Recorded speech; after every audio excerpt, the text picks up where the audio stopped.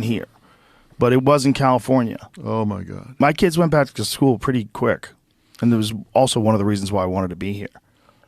They had a completely different attitude about what you could and couldn't do during COVID. But why would they ever want schools to be shut for 2 years? Like, what's the motivation behind it?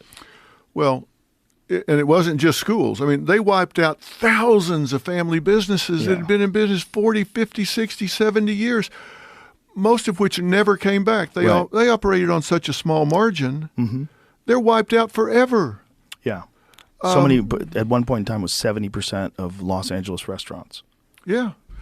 And then they spent $5.5 trillion counting stimulus checks, unemployment, extended unemployment benefits, $4.4 trillion of which went into savings and checkings account, which means they didn't need it.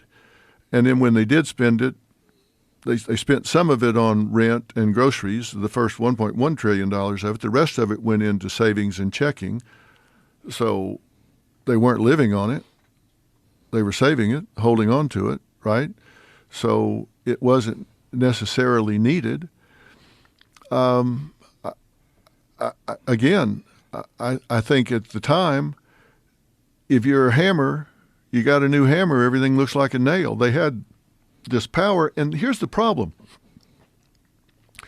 Our lives are controlled too much by people that weren't elected. These were bureaucrats that got appointed into positions. So who are they accountable to? We didn't elect the head of this agency or the head of that agency. They just got put in that position. And so they shut things down and changed this economy forever. And those kids that went through that, they lost, a year of learning? Some of it's been made back, but they were behind to begin with.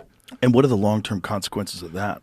Well, the pediatric epidemiologists suggest that millions of years of life have been lost. And I'll tell you why. Because they don't close the achievement gap educationally, which means they don't do as well in school, so they don't get as good at jobs, and the more blue-collar jobs are riskier. Because they're working with their hands, they're working in places where they're more inclined to get injured or killed on the job.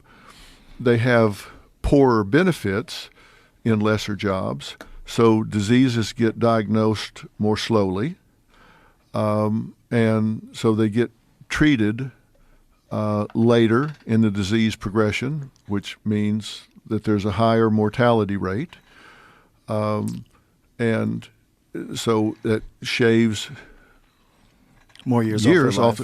And if you've got somewhere between 50 and 55 million kids in the public school system, and however many of them were affected by this,